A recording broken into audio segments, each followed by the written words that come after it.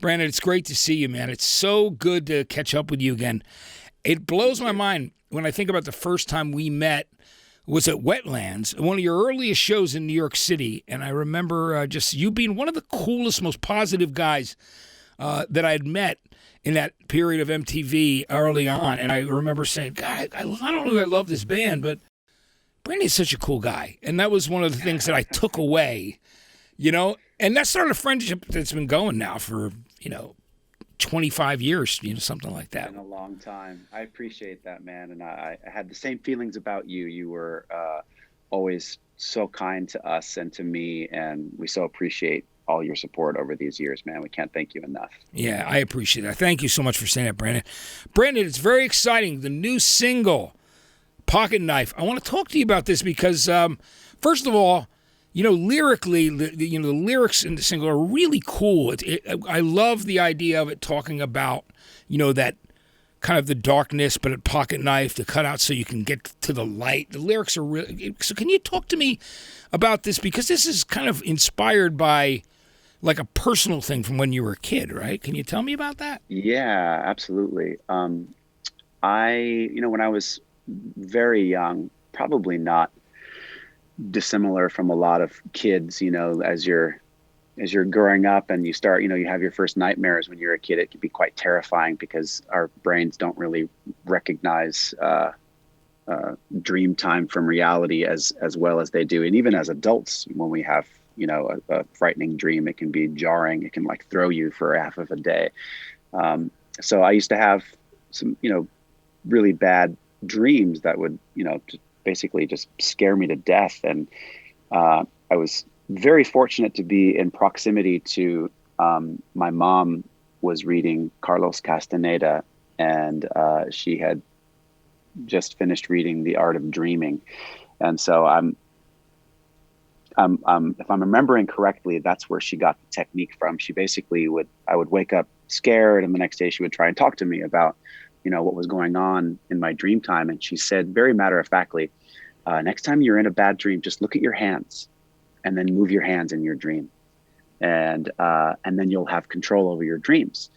And she didn't really explain much past that. And I was young enough and impressionable enough that I just took the cue. And the very next time, it was like a couple nights later, I was having a bad dream.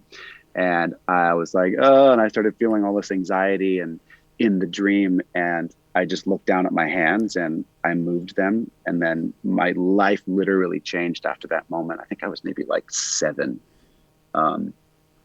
and from that moment on, dream time became more like creative play. It became like playtime, and it became this really exciting thing to fall asleep and to be able to go into another world. And now that I'm saying it out loud, I'm sure that moment in my life had a lot to do with my relationship to creativity and to play. So anyway, in the song Pocket Knife, I suppose I'm talking to a younger person, or maybe it's a younger version of myself. And I'm basically saying, take this, this totem. In this case, it's a little old antique pocket knife, and hold it under the pillow as you go to sleep. And then when you appear in a dream, if it's a bad place, it's remember that you have this thing that gives you some agency over the darker parts of your dream. And then it can act, it can scale up as a metaphor into one's life, I suppose. But I so much of this album, Echoes and Cocoons, this new solo record, was written and conceived of during this, what felt like a collective dream time during lockdown with COVID. And it felt like we were in some weird, dark dream. And so I suppose I was, in my writing process, I was remembering the different things, the different totems that were handed down to me when I was a kid. So I was trying to translate them into song. I love the title of the album, Echoes and Cocoons. It'll be out in the spring. Let's talk about working with John Congleton, who's the guy that you've been doing writing with. Now, people would know some of his other work from Phoebe Bridgers, Lana Del Rey, Sugar Rose from Iceland. But tell me about how you two guys got together and decided that you were going to work on things collaboratively. Was there an introduction? Did you like some of his other work? I loved a bunch of his work, and I started listening to a record that he had just finished, and I was, for lack of a better way of describing it, I was almost envious of the production quality. I was feeling like these like pangs. It's not jealousy, but it's almost, it's not quite jealousy, not quite envy, but it's like a feeling that I know other musicians and artists can relate to, where it's like, oh God, I wish I could get that kind of sound, or I wish I'd thought of that kind of a thing. And this is, early days in lockdown, and I basically did just like a cold call. I reached out to him in DMs in Instagram. Yeah.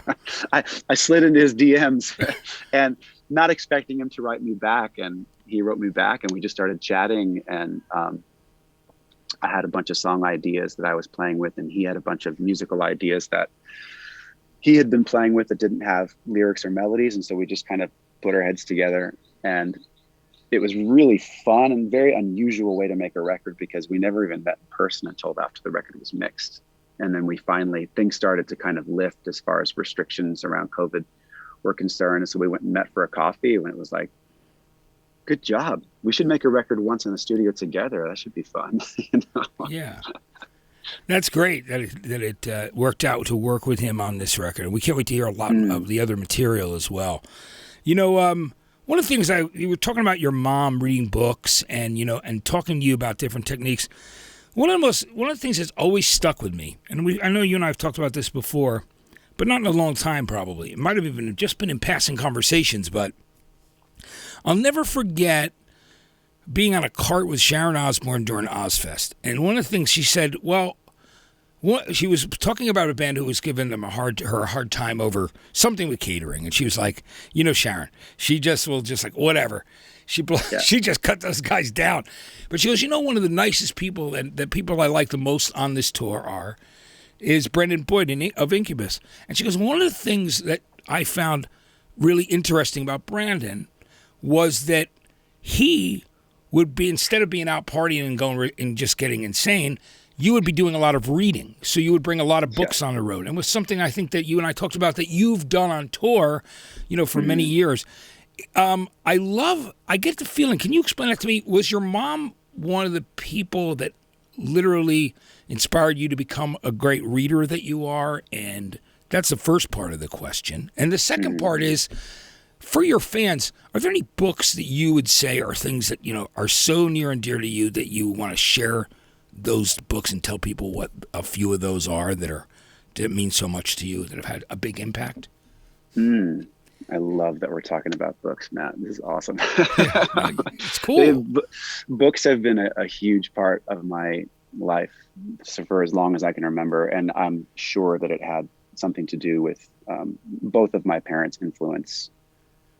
I grew up in a household with books. And so I started my own collection of books from before I even moved out of the house. I started, I obviously started with my parents' collection of books, which a lot of them were art instruction books. And some of them were like, Carlos Castaneda's work and Kahlil Gibran's work. And so certain, I suppose, spiritual texts from the 70s and the 80s. But then lots of art books too, books on life drawing and painting and things like that. And I was blessed to grow up in a house in an area of rural Los Angeles where we didn't have television reception. And my dad didn't believe in paying for cable, which I'm such a blessing. So we had a television, but there was no regular TV. I didn't get to start watching MTV until I was a late teenager, and I would go to friends' houses to watch MTV and see your shows. Yeah, I appreciate it. And then eventually you were on them very, very shortly thereafter. So right? it was literally 3 or 4 years later after I started actively seeing MTV that we started getting played on MTV, which is kind of ironic that I didn't necessarily grow up with it so much. But when I would see it, it would be at my friends' houses, and it was always exciting because it was about as different an experience as you could imagine from what was going on in my house. So I grew up on films. We had a television, we had VCR, and so we would rent movies. My brothers and I just watched movies, and we read. And then going on tour, obviously early days of world touring up until relatively recently, I think I got a solid 10 years of touring before we had like solid internet connections and cell phones and things like that. So I got a good 10 years of reading under my belt. And I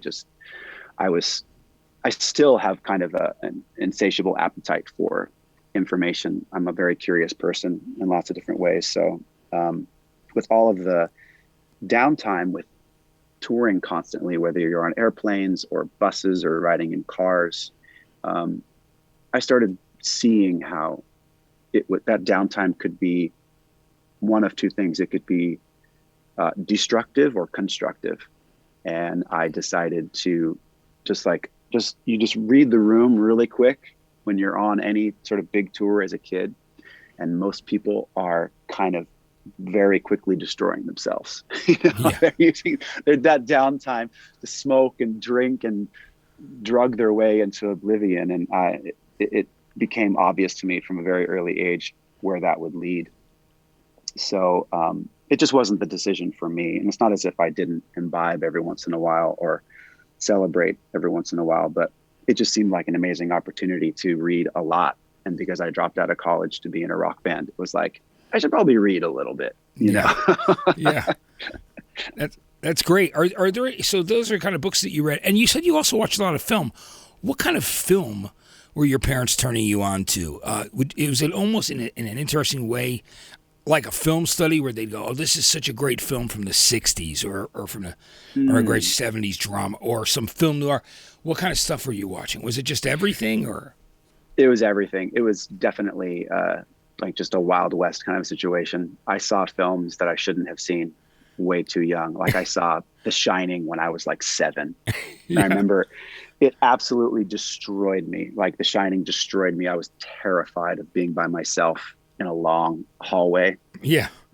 Big wheels, the thing that little Danny is riding on in the hallway. I couldn't look at one for years. And then I saw the film a few more times after that, obviously, and the brilliance of it has come through. But yeah, I saw lots of Stanley Kubrick films. It was a lot of horror, actually, now that I'm thinking about it. And I'm still a big fan of the genre of horror, like sci-fi horror, supernatural horror, psychological horror. I love that stuff. That's great. That's really cool. Let's talk about how that film and reading have informed your lyrics over the years. I mean, was there, because that's one of the things that I knowing how intelligent you were and the way that you express yourself in lyrics, for me, I feel had a really incredible honesty. There was a true honesty to all those, to your lyrics throughout your career. And is that something that's just like basically the way that you write, coming from that very honest and personal place? And did you kind of learn that, inform yourself from reading? I'm sure that a lot of the influence of how I've learned how to write over the years has come from my favorite authors. And there's also something about the potential of, I'll just call it art, like as a general umbrella, but in this case, music and writing lyrics. The potential of it is so vast. You can either write something down that's absurd or inane and makes somebody laugh or makes somebody feel stupid and want to do a crazy dance, or you can in a mere sentence you can like shatter someone's world and send them off into a whole different direction emotionally, spiritually, or turn people on to ideas intellectually that they wouldn't have been introduced to. And those were always the things that were inspiring me as a kid, and then to this day, as a middle-aged person,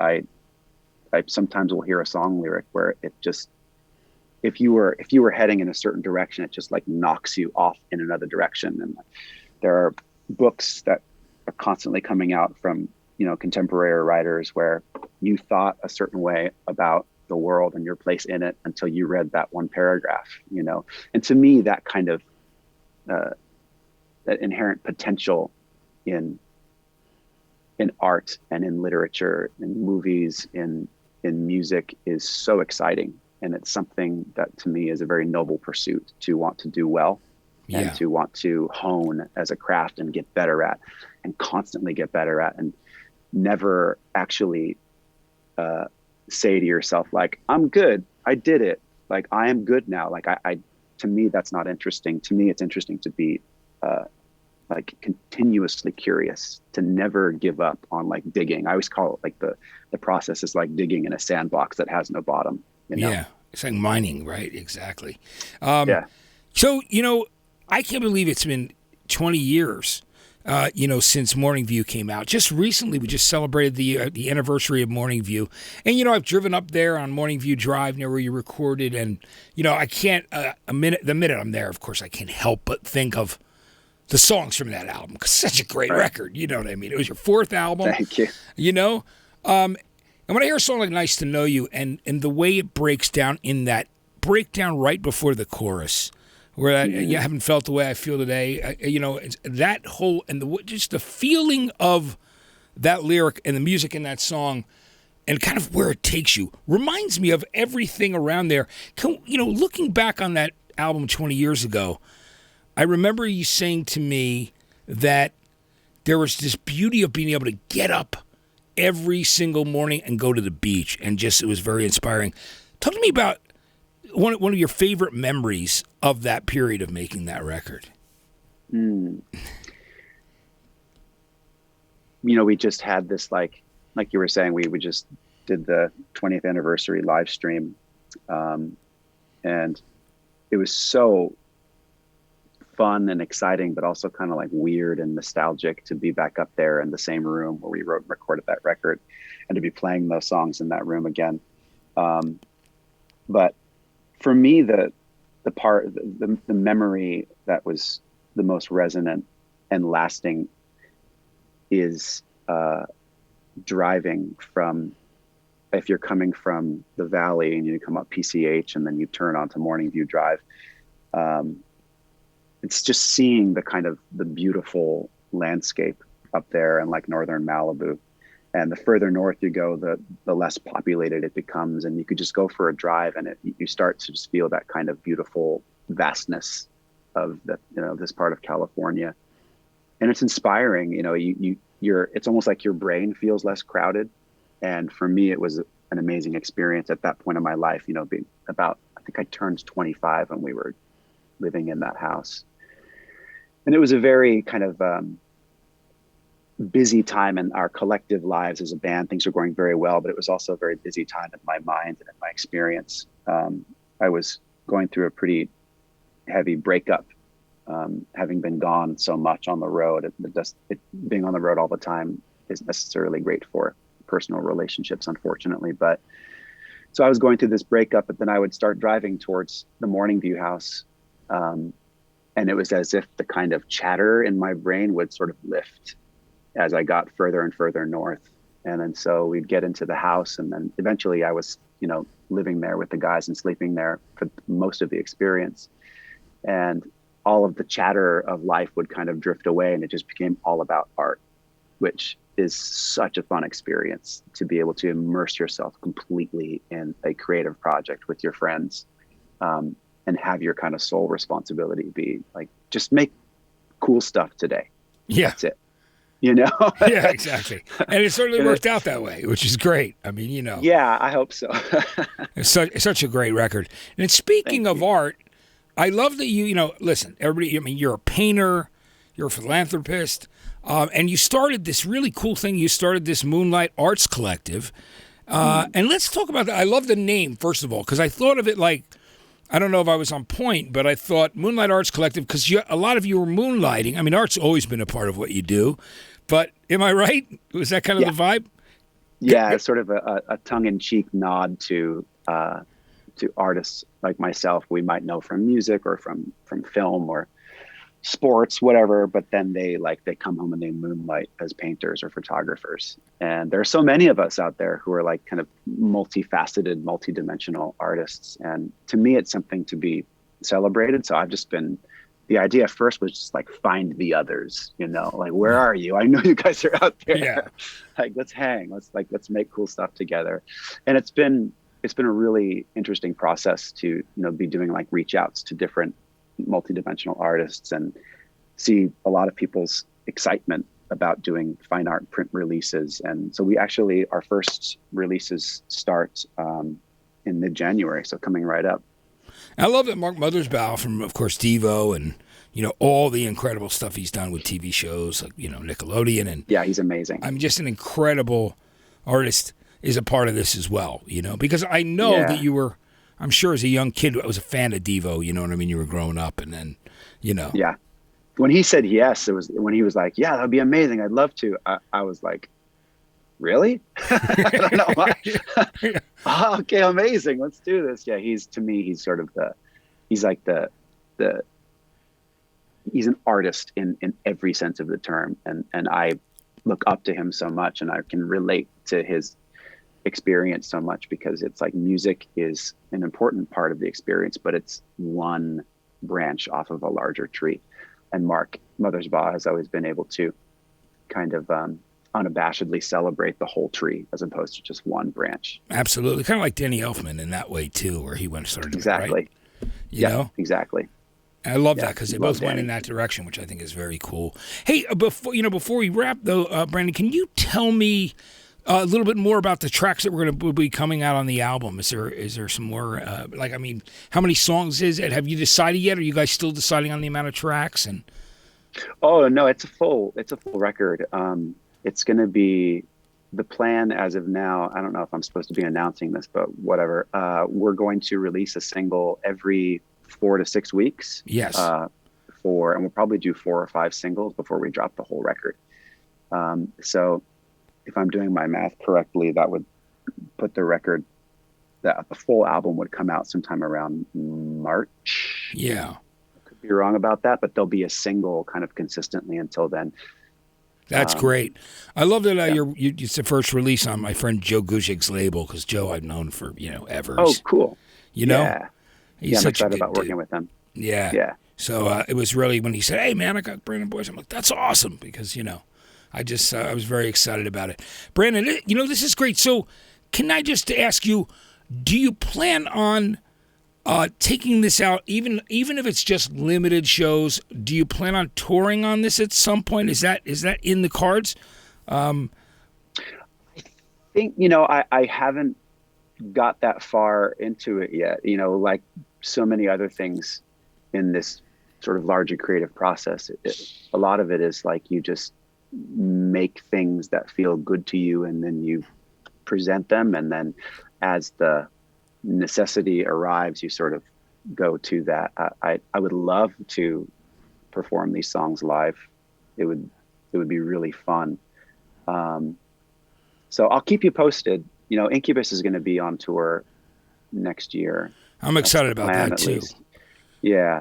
So if people like this solo record, and there's a desire and a demand for it, then I will rise to that occasion. So hopefully, if things go well, I'll have a very busy 2022 and 2023. We are excited for Incubus to be back out on the road, though. That's phenomenal. Yeah, it'll be fun. Will there be a forthcoming record there as well as time goes on, or? Oh, eventually, yeah. Yeah. I mean, we still love making music and playing shows, and we just did a handful of shows this year.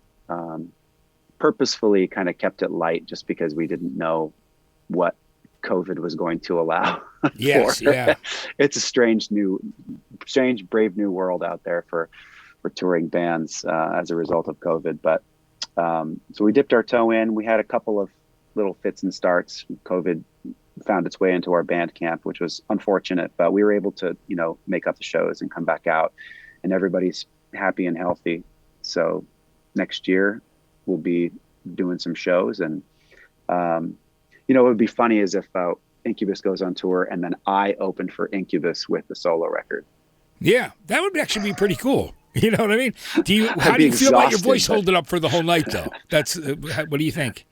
I'm thinking about it, and I'm getting a little pang of anxiety as I'm thinking about it. So maybe if anybody sees this, if you look at all like me and know how to sing, maybe I'll put the feelers out for an understudy. Yeah, exactly. Brandon, this is great. Thank you so much for taking the time. It's really great to see you, man. Always great to catch up with you, Good to see you too, man. I appreciate you, Matt. Thank you. So listen, take care, and I'm sure I'll be seeing you soon. But congratulations on the new record, Echoes and Cocoons, which we're looking forward to in March. And the new single, Pocket Knife, is out right now. Brandon, we'll see you soon. Thanks a lot.